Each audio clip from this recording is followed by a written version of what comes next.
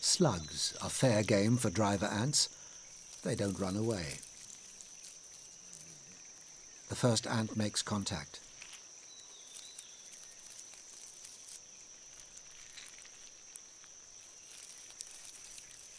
And then another. Others come running. The slug tries to sit out the attack. There are so many ants.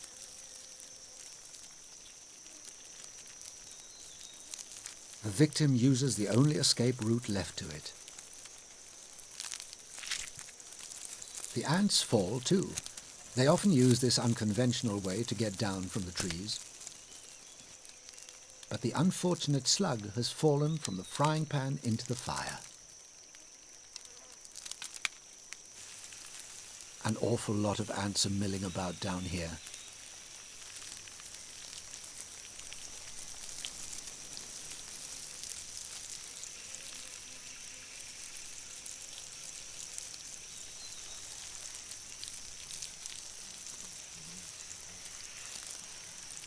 They smother their prey. But the slug has a trick up its sleeve. It may be slow, but it's well protected.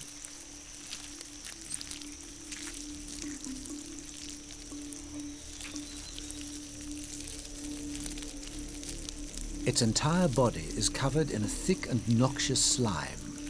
It's so glutinous that once their jaws are in, they can't get them out. Other ants seem to give a helping hand.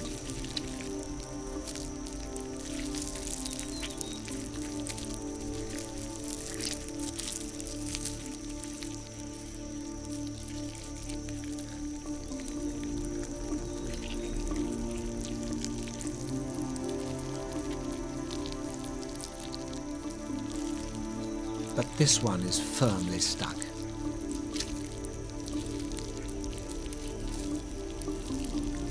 Try as she might, she just can't get away.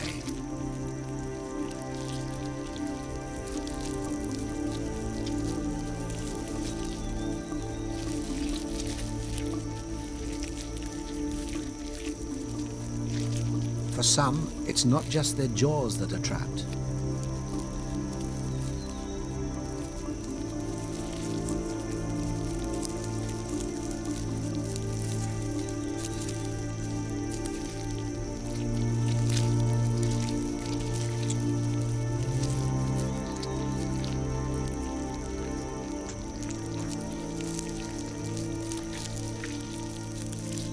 She's almost free.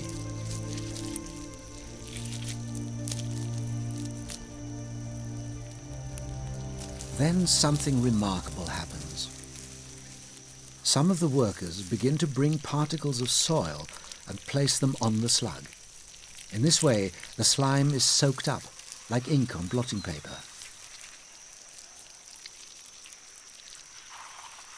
Gradually, the slug disappears under a writhing mass of earth and ants.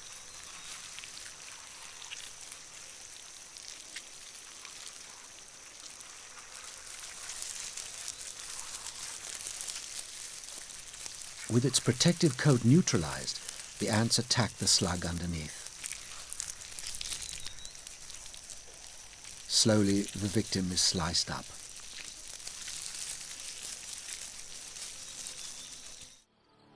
After 17 years underground, creatures are stirring.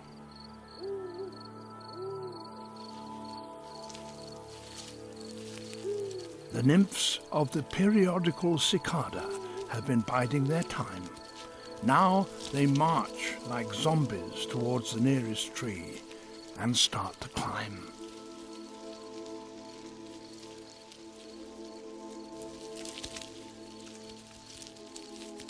At first, there are merely thousands, but soon more than 1 billion swarm all over the forest.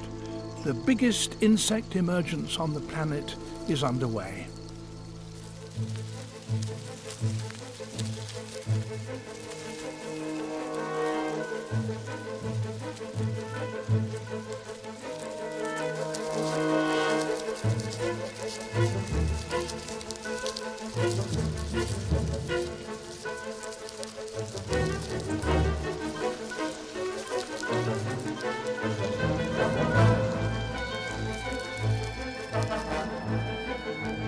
They invade the upper branches where they climb out of their external skeletons and assume their adult winged form.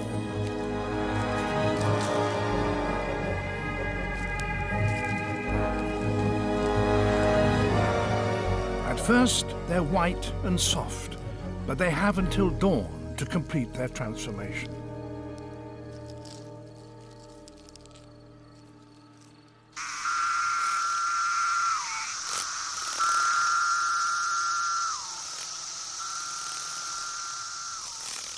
After an absence of 17 years, the forest is now overrun by cicadas.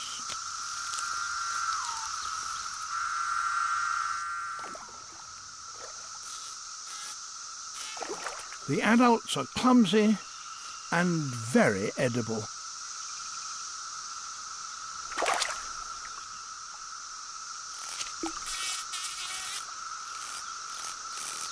For turtles and other inhabitants of the forest, this is a feast they're lucky to see once in their lifetime, and they gorge themselves while they can.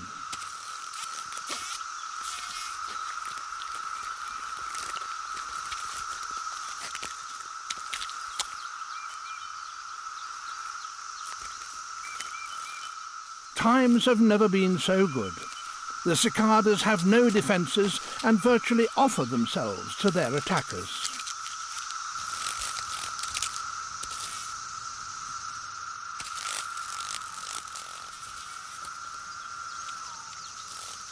The stream of insects is so relentless that soon all the predators are full to the point of bursting.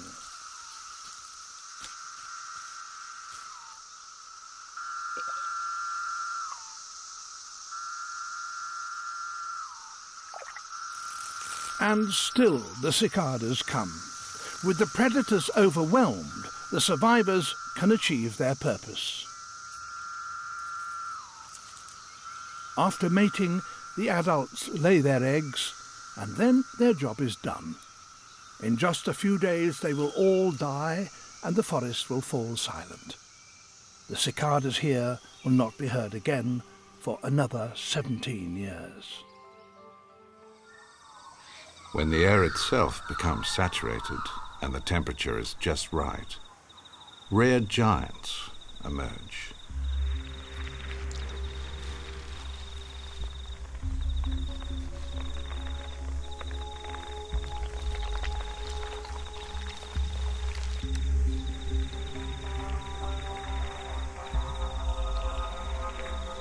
A Powellifanta snail. It can grow to the size of a man's fist.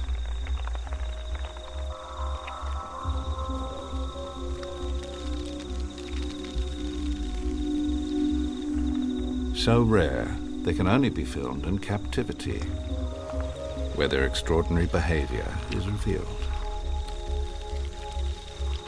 It's still a mystery as to exactly how they track down their food. But one thing is for sure.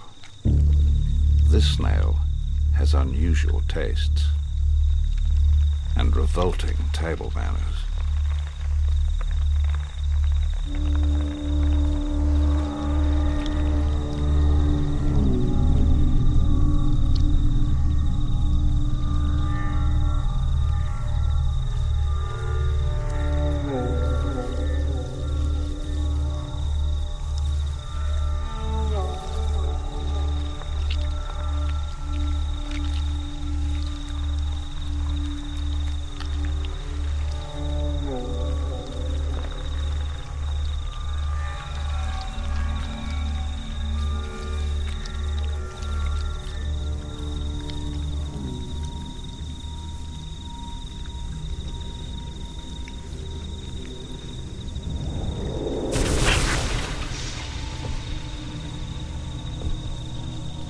Its mouth envelops and suffocates the earthworm.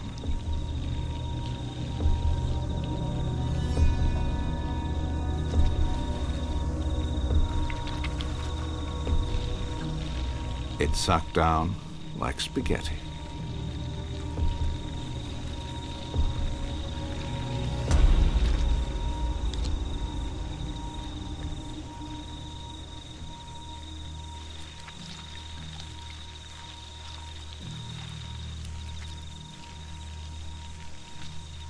For anything bigger, it's got 6,000 teeth, ready to shred the next meal.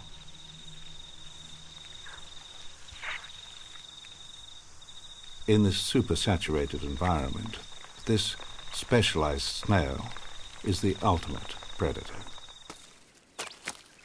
An locust beetle in South Africa. He hunts ants.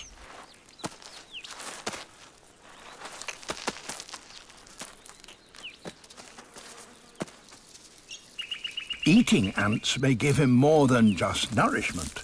He may get something else from them that helps him fight his enemies.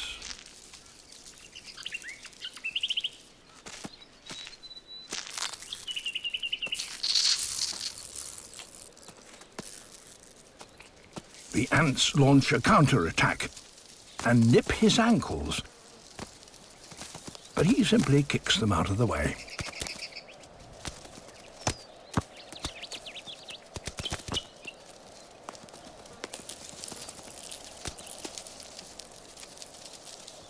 The valiant ants drive him off, straight into real danger.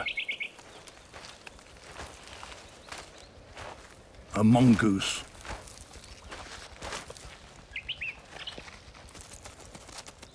It's inquisitive, but it's also wary of the uchpista. A black and white pattern is a warning signal. The beetle takes aim and fires formic acid straight at the mongoose's eyes and mouth.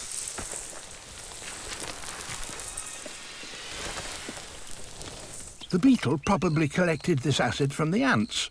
It certainly makes the beetle itself very distasteful, and that, in turn, makes it worth mimicking.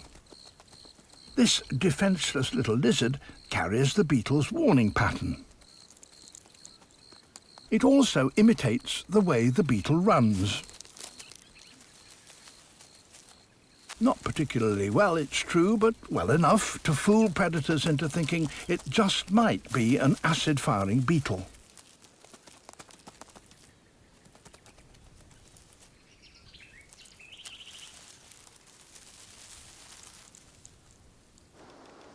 All kinds of insects have developed chemical weapons.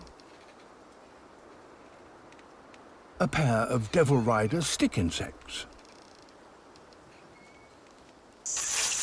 They fire bitter-tasting oils, terpenes.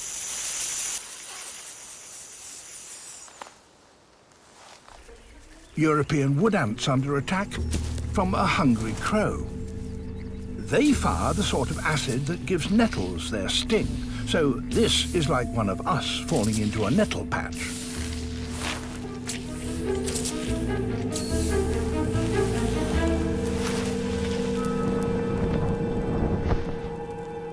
But the master of chemical warfare is the bombardier beetle. It can create a chemical reaction within its body so violent that boiling caustic liquid explodes out of its abdomen.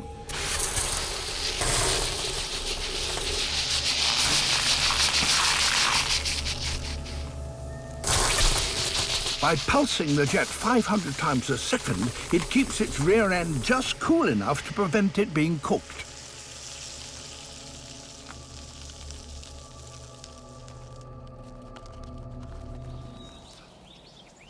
Spider silk with the scent of a female. He just needs to follow it.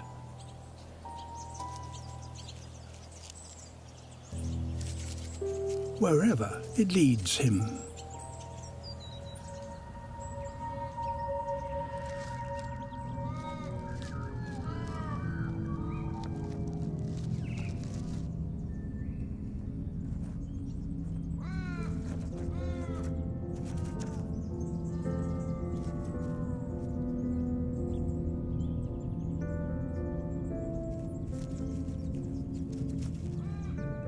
Other males have gone on the same quest and have come to a grisly end.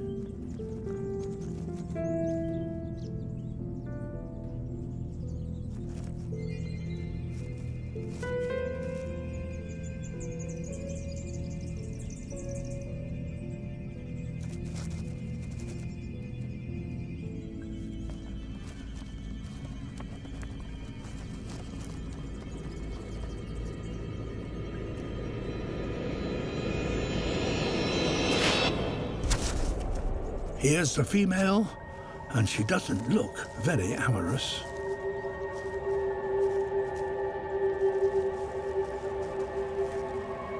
In fact, she kills every male who doesn't match up to her expectations.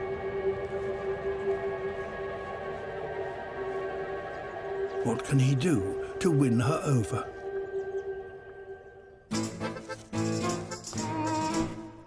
Dance.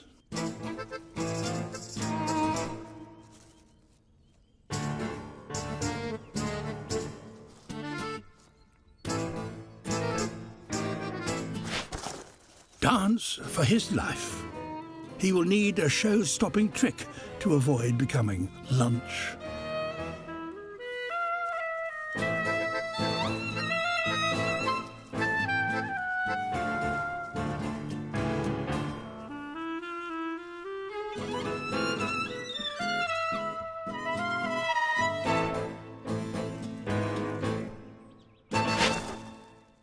With his fan unfurled, he begins an ever more complicated series of dance moves to try and seduce her.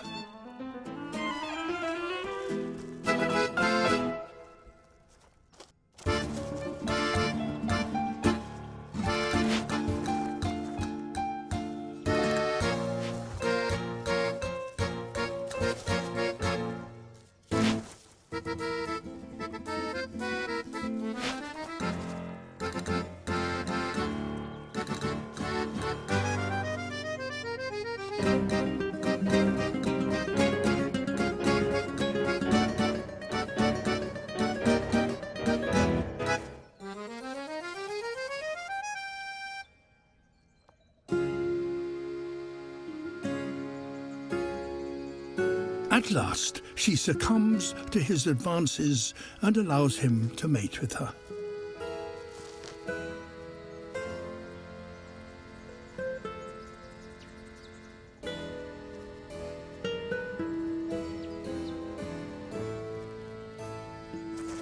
He matched her expectations.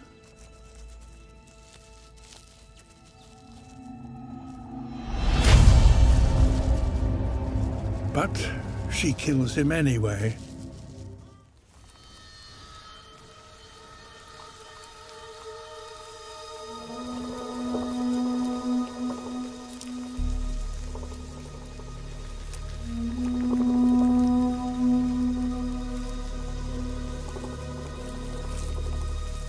There is no other species on the planet that responds as quickly and as dramatically to the good times as the desert locust.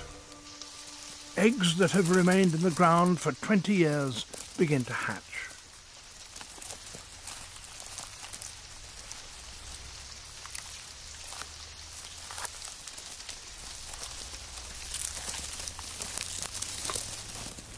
The young locusts are known as hoppers, for at this stage they're flightless. They find new feeding grounds by following the smell of sprouting grass.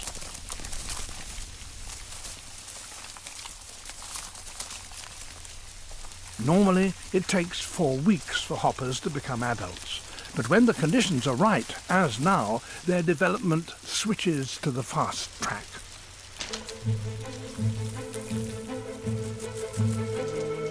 As the vegetation in one place begins to run out, the winged adults release pheromones, scent messages, which tell others in the group that they must move on.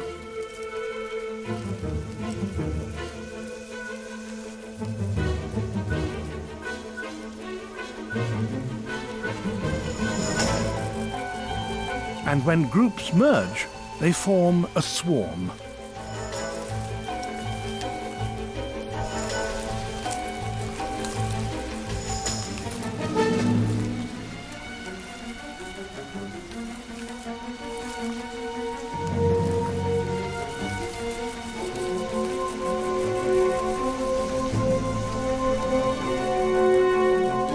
adult locust eats its entire body weight every day, and a whole swarm can consume literally hundreds of tons of vegetation. They have to keep on moving. The swarm travels with the wind. It's the most energy-saving way of flying. Following the flow of wind means that they're always heading toward areas of low pressure, places where wind meets rain and vegetation starts to grow. As they fly, swarms join up with other swarms to form gigantic plagues several billion strong and as much as 40 miles wide. They will consume every edible thing that lies in their path.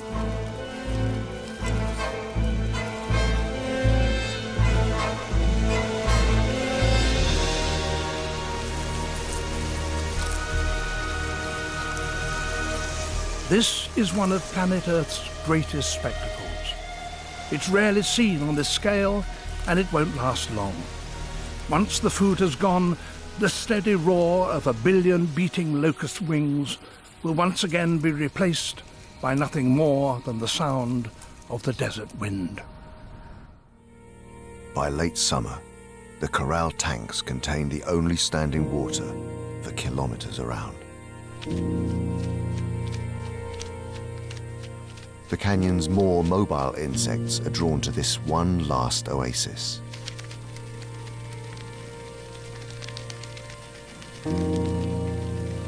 For those able to travel, this water is a lifesaver.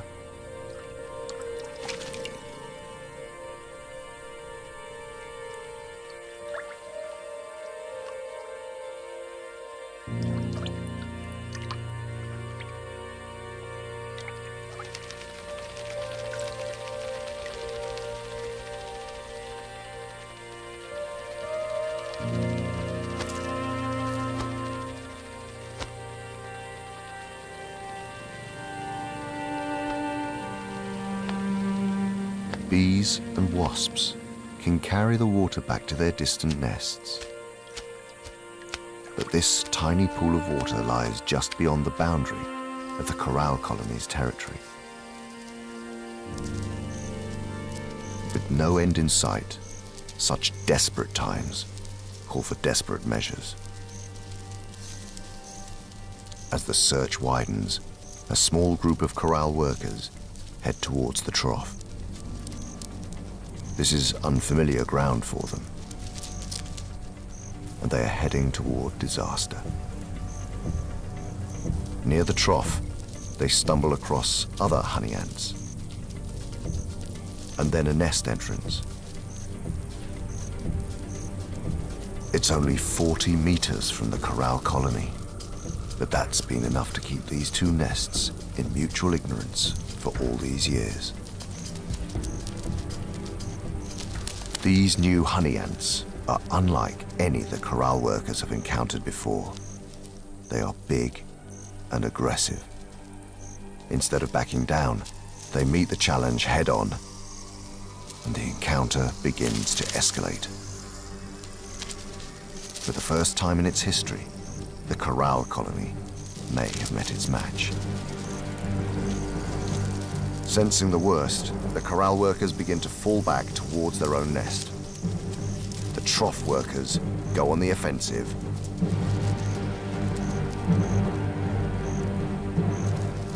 The retreat quickly turns into a rout. Stragglers are picked off. The fight is carried right to the entrance of the corral colony.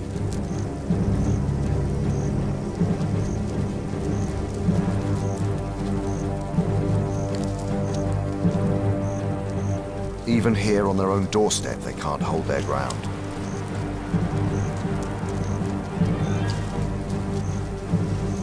The attacking trough workers drive on into the nest.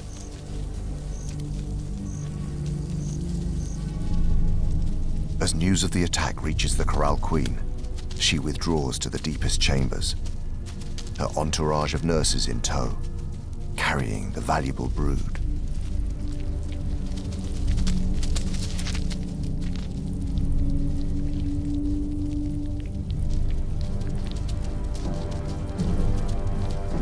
battle spreads down into the tunnels.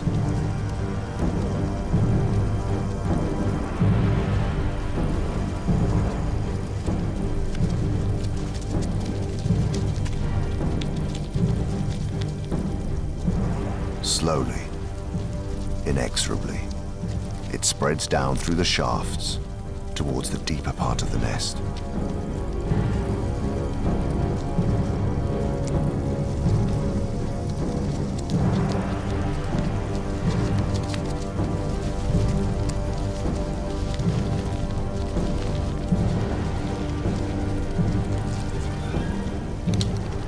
The repletes are slaughtered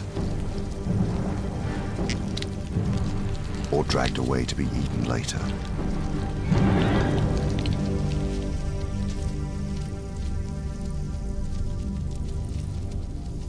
Some dead workers are carried off for processing.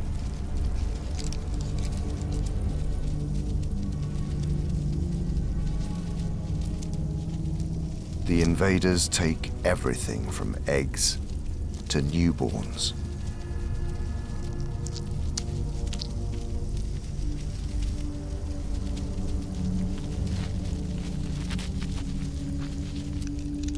Many are eaten where they fall.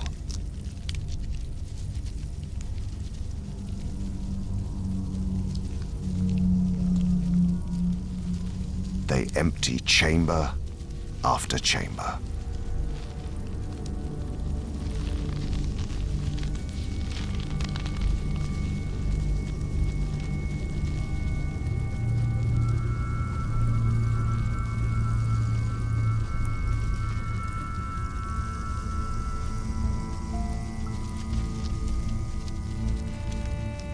Finally, the invaders overcome the last resistance and break through into the royal bunker.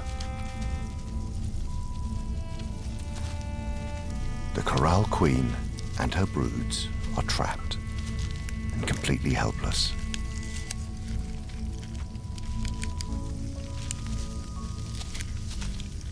Held by each leg, the queen is on the rack, first stretched, then dismembered. It is a gruesome and ignominious end for this once great ruler.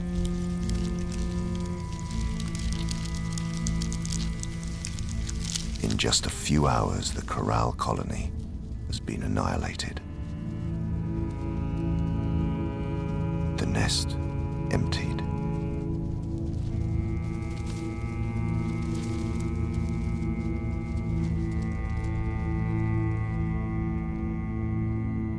Too late for the corral colony. The drought finally breaks.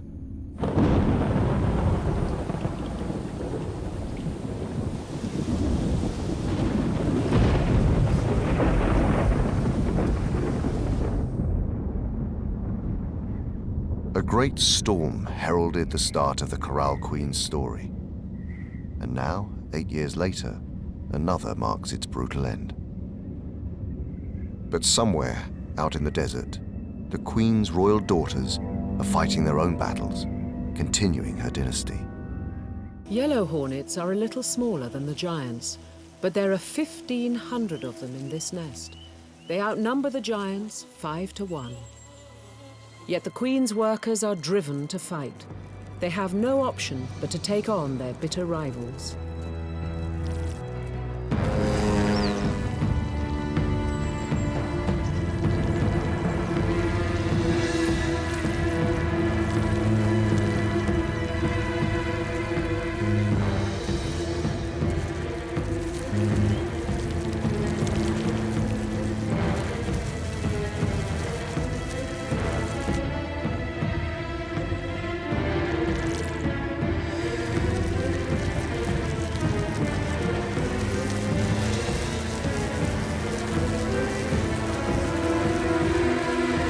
The giants are outnumbered, and each attacks alone. It's not a good strategy.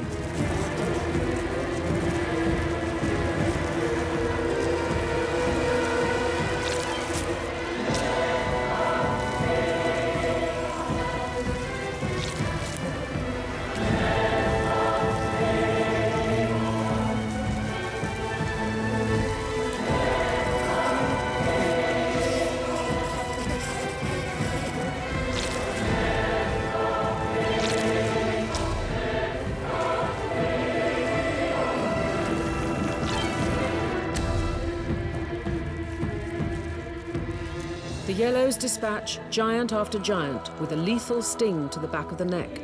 It's the only chink in a giant hornet's armor.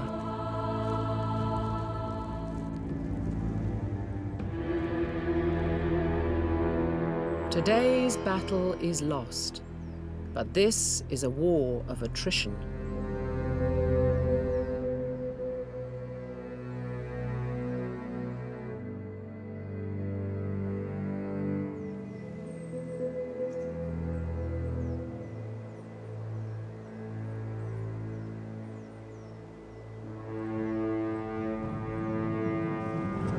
The following morning, the giants begin a new wave of attacks.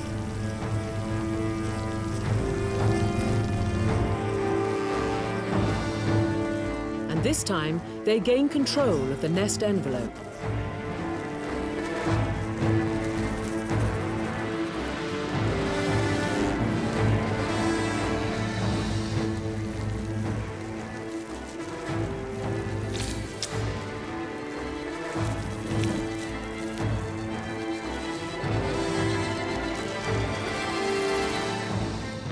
A breach is made in the yellow hornet's defenses.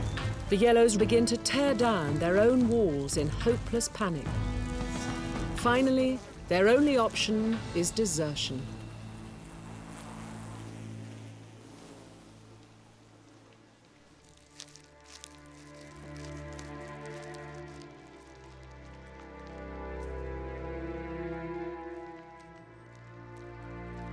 Victory comes at a terrible cost, but the rewards to the Queen are enormous.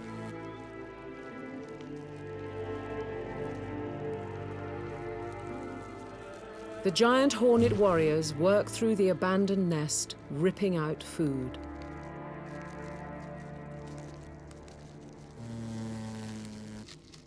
The bounty they bring back will be enough to fuel the young males and queens through metamorphosis.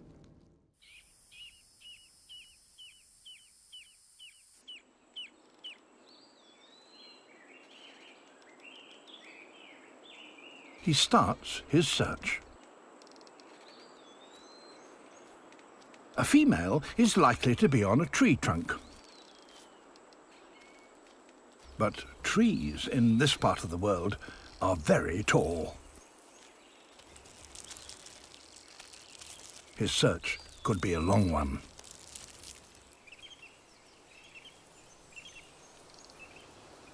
Unfortunately for him, she is 25 meters above him, near the top. She has more normal-sized jaws, but then she only needs them for feeding. But he needs immense jaws for fighting, because there are other males around with the same mission.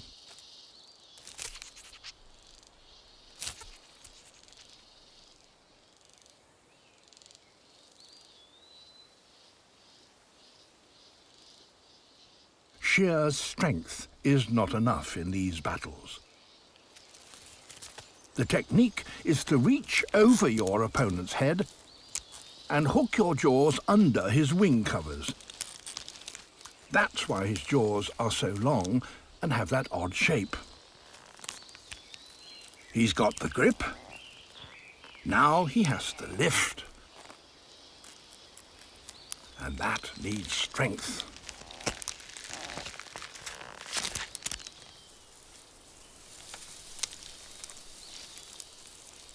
Another lift is needed.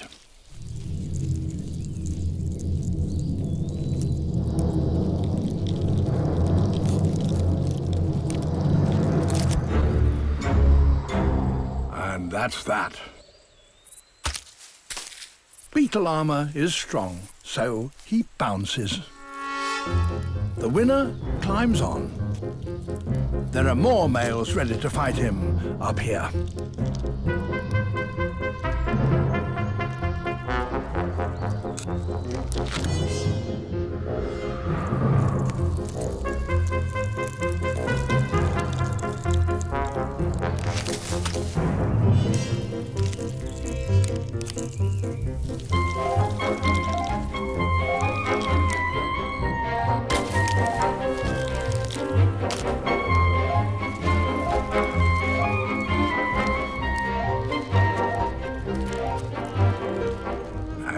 she is at last.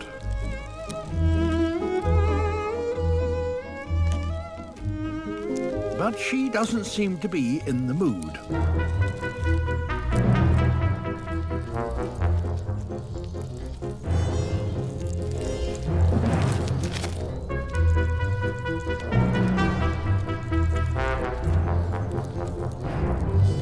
So now he has to use his great jaws as a restraining cage.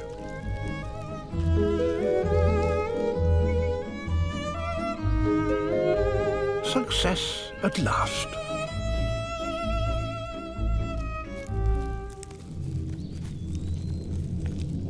But the hurling habit dies hard.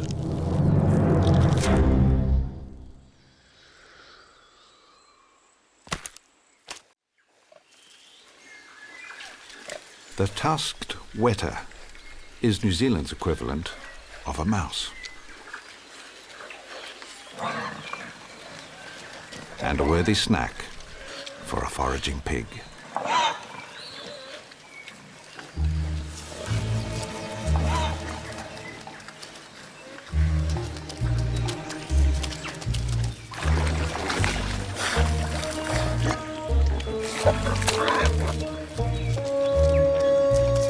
With pigs snuffling close behind, there is only one place to go.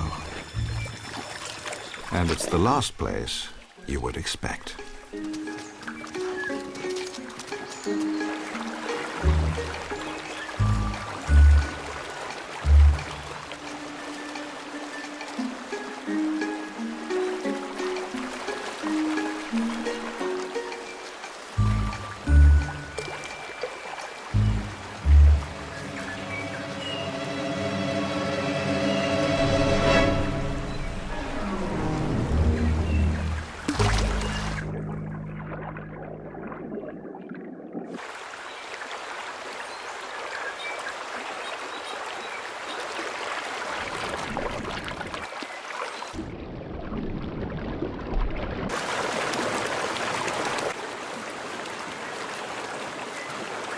This Weta is an escape artist.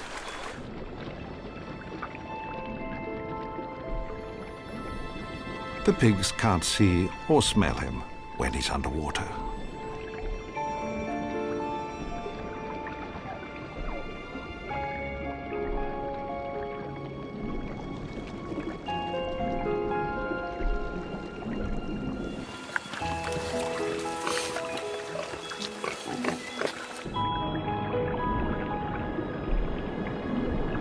He can stay under for up to 10 minutes.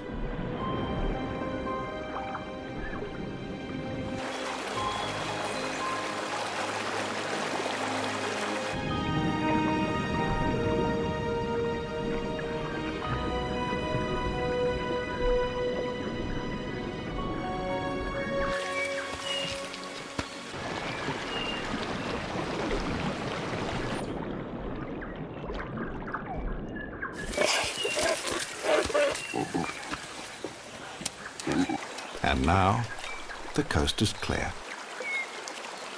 80 million years of isolation have endowed this ancient creature with extraordinary survival skills.